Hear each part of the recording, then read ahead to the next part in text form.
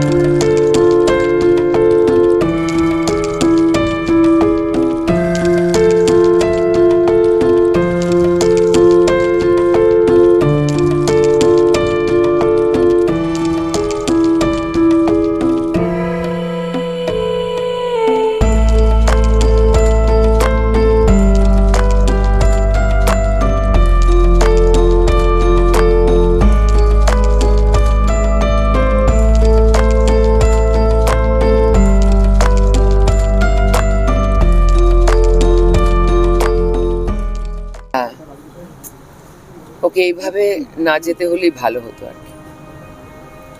এটাই ওর সময় ছিল, মন খুলে সিনেমা বানানোর সময়।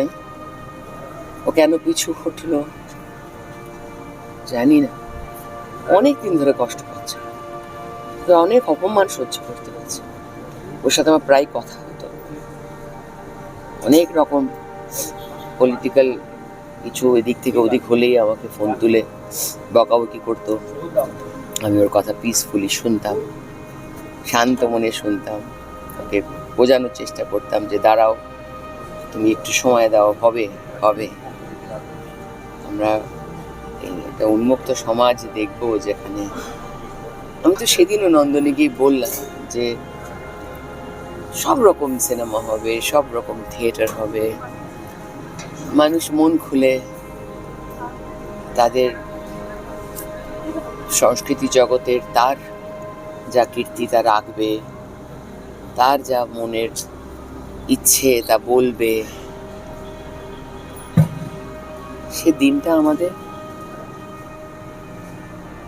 অপরাজিত। অপরাজিত কেন এত তাড়াতাড়ি পরাজিত হলো? একটা অবস্থার মধ্যে রয়েছে, বলার কিছু নেই আর কি। বলার যা বলার অনেকে যারা অভিজ্ঞ মানুষ বলে দিয়েছেন। আমরা স্তব্ধ।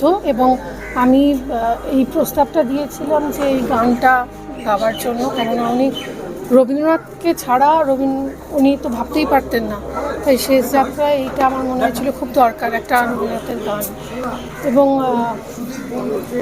ওনার ছবিতে একটা আদ্যপান্ত বাঙালিয়ানাকে আমরা দেখতে পেতাম, যে বাঙালিয়ানাটা আস্তে আস্তে আস্তে আস্তে করে ছবি থেকে চলে যাচ্ছে। বাংলা ছবিতে আমরা দেখছি বাড়িতে হুইস্কি আর ওয়াইন, কিন্তু চায়ের পরিবেশন কমে যাচ্ছে।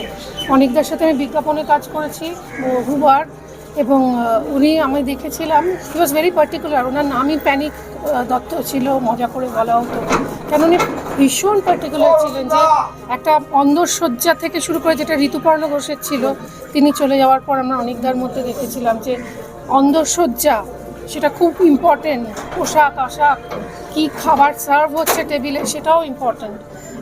তো সেইটা আমরা মিস করব।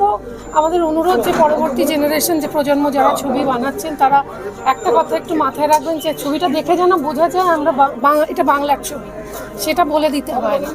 আর আরেকটা জিনিস হচ্ছে, ওনার ছবির একটা বিশেষত্ব ছিল যে সময়টাকে ধরা। আপনি যদি আজ থেকে 15 বছর বাদেও ভূতের ভবিষ্যৎ দেখেন, বুঝতে পারবেন কোন সময় দাঁড়িয়ে এই কথাগুলো বলা হচ্ছে। সেটা ওনার ছবিতে একটা থাকতো। আর অনেকটা মানুষটা তো অন্যরকম ছিলেন। আমার সত্যি কিছু বলার সেই অর্থে নেই, একটাই শুধু অনুরোধ, করজোরে অনুরোধ, যারা সোশ্যাল মিডিয়ায় খাপ পঞ্চায়েত বসান তাদের জন্য, আমি কাউকে অসম্মান না করেই বলছি, এই সময়টা না কেন হলো, কিভাবে হলো, কি কারণ ছিল, এইগুলোর থেকে অনেক অনেক বেশি ইম্পর্টেন্ট আমাদের লসের থেকেও বেশি তার পারিবারিক মানুষ যারা রয়েছে তাদের লস। তো তাদের প্লিজ একটু গ্রিফ বা শোকটা পালন করতে দিন। একজন উদ্গাতাও ছিলেন, নতুন ধারার পথিক ছিলেন, চলে গেলেন।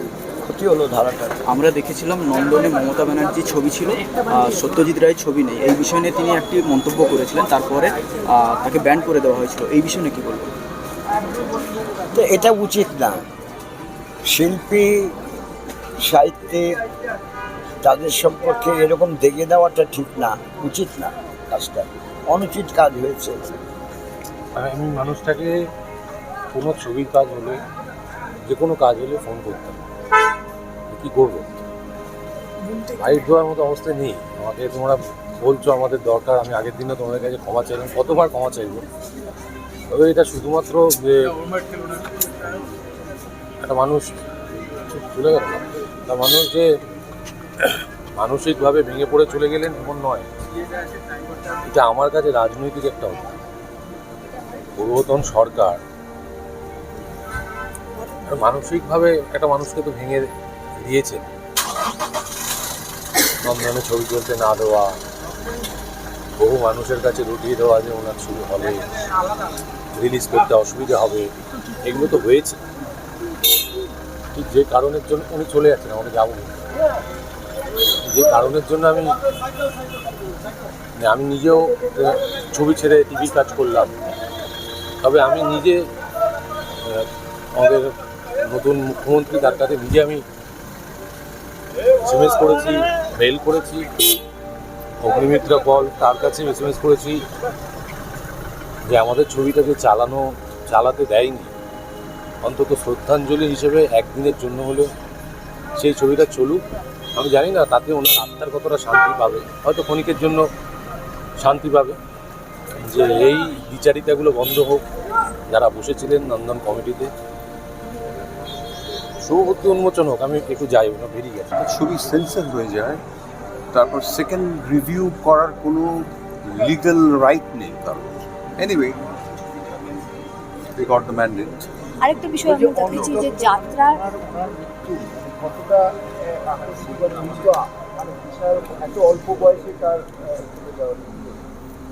অত্যন্ত দুঃখজনক, কারণ ও তো অন্য ধরনের ছবি করতো এবং বক্স অফিসেও বেশ সাকসেসফুল হয়েছিল। তারপরে মানিকদা জীবন নিয়ে পথের পথে নিয়ে একটা দুঃসাহসিক কাজ করেছিল, ভেরি চ্যালেঞ্জিং ওয়ার্ক। যারা পাবলিক মেমোরিতে আছেন তাদের নিয়ে কোনো রকমের ব্যাড দিন পাওয়া গেছে, very bad luck for all of us. কি হবে, এমনিতে বাংলা ছবির ইন্ডাস্ট্রির অবস্থা খুবই খারাপ, টার্ন ওভার নেই, থিয়েটার্স বন্ধ হয়ে গেছে। তার মধ্যে যদি যারা ভালো ছবি করে, একটু অন্যরকম ছবি করেন, তাদের ইনপুট না থাকে তাহলে কী করে আর ইন্ডাস্ট্রি বাড়বে? ইন্ডাস্ট্রি এখনও ন্যাশনালি ও ইন্টারন্যাশনালি লোকে ভুলে গেছে বাংলা ইন্ডাস্ট্রি। ইন্ডাস্ট্রিতে এখন অনেক পরিবর্তন চলছে এবং ছবি উনি ভুক্তভোগী ছিলেন, ওনার ছবি স্ক্রিনিং হতো না, দেখে যেতে পারলেন না। এক্স্যাক্টলি, স্ক্রিনিং কমিটি যে আছে একটা নতুন ছবি দেখানো আমি জানতামই না, শুনলাম যে বোম্বা বল, তুমি জানো না ও এখন পাঠাতে হয়, স্ক্রিপ্ট পাঠাতে হয়। আমি তো সংকোচনের পর বাংলা ইন্ডাস্ট্রিতে কোনো ছবি করিনি, ইটালিতে গিয়ে করেছি, ঝাড়খণ্ডে করেছি, করি দেখা যাক পরিবেশটা ভালো হোক। এই যে অনিকবাবু হঠাৎ চলে যাওয়া এবং নতুন যেসব ডিরেক্টররা আসছেন, তা এই বিষয়ে তাদের উদ্দেশ্যে কী বলবেন? যারা আসছেন তারা যেন সিনেমার ভাষা শিখে নতুন কন্টেন্ট আনতে হবে এবং প্রেজেন্টেশনটাও ইন্টারেস্টিং হতে হবে। অনেক যেটা করেছিল, অনেক প্রথম ছবিতে এমন একটা প্রেজেন্টেশন করেছিল যেটা মানুষের ভালো লেগেছে। ইয়াং ফিল্মমেকাররা করছে, অনেক ইন্ডিপেন্ডেন্ট ফিল্ম মেকাররা চেষ্টা করছে ছেলেমেয়েরা ছবি করার। আমি আশাবাদী, দেখা যাক কী হয়। অনিক দত্তর ছবি তো বাংলা ছবির মোড় একটা সময় ঘুরিয়েছিল, ভূতের ভবিষ্যৎ, এবং অনিক দত্ত সত্যিকারের সত্যজিৎ প্রেমী ছিলেন, দেখানো সত্যজিৎ প্রেমী নয়। তো নন্দনে শায়িত আছেন অনিক দত্ত, সেটা দেখতে মন্দ লাগলো না যে নন্দন তাকে প্রাপ্ত করেছিল। তবে কোথাও একটা তো রাজনৈতিকভাবেও প্রমাণ করার ছিল, তো সেটা নিশ্চয়ই করা হয়েছে, বাট আমি সবটাই সেটা ধরছি না। কোথাও একটা পোয়েটিক জাস্টিসও হলো বলে মনে হয়। রাজনীতি নেই আমি এটাও বলছি না আজকের যে স্টেপটা, তবে পুরোটাই রাজনীতি এমন নয়, একটা পোয়েটিক জাস্টিসও বোধহয় হলো। আচ্ছা, এই টেলি জগতে তো একের পর এক শোকের ছায়া নেমেই আসছে, তো কোথাও কি গিয়ে বলবে যে এই প্রফেশনে দাঁড়িয়ে বা এই যে প্রফেশনে যারা কাজ করে তাদের মধ্যে থেকে এই মারা যাওয়া, এই ডিপ্রেশন, এই ব্যাপারগুলো কেন এতটা আসছে? আমরা পরপর অনেকগুলো ঘটনা দেখি। টেলিজগতের ঘটনা লোকে জানতে পারে এবং আপনারা বুম ধরেন বলে এতটা জানতে পারছেন। সব জগতে প্রত্যেক দিন ঘটছে, সেখানে আপনারা ক্যামেরা নিয়ে যান না বলে জানতে পারেন। এটাই পার্থক্য। হচ্ছে তো সর্বত্র। আমার সঙ্গে শেষ কবে একটা কোনো ইভেন্টে দেখা হয়েছিল, আমি কখনো কাজ করিনি ওনার সঙ্গে, কিন্তু ইভেন্টে দেখা হতো, কথা হতো, কাজ নিয়ে কথা হয়েছে। যত কাণ্ড কলকাতাতে এর সময় অনেকদা একটা সমস্যায় পড়েন এবং ওনার একজন অ্যাক্টিং কোচ দরকার ছিল ফ্লোরে থাকার, যিনি ফ্লোরে থাকবেন। সম্ভব শিক্ষিত একজন মানুষ, প্রচণ্ড শিক্ষিত এবং এরুডাইট এবং কি বলে aware of his surroundings and world politics, world cinema. মানে উনি শুধু টালিগঞ্জে সীমাবদ্ধ কখনোই ছিলেন না। World economics, world history, science সব কিছুতেই অনেকটার, আসলে একজন ফিল্ম মেকারের তো তাই হবার কথা।